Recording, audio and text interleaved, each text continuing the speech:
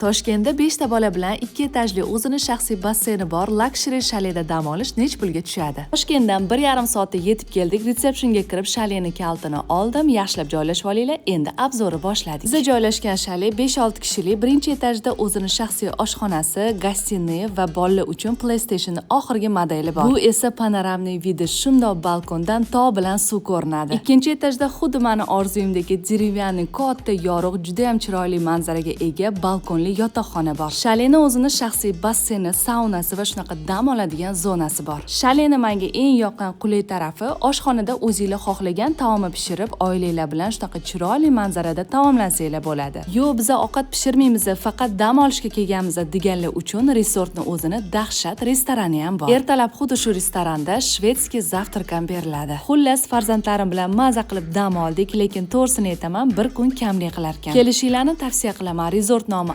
Avgust, narxlarini opisaniyada to'liq yozib qoldiraman.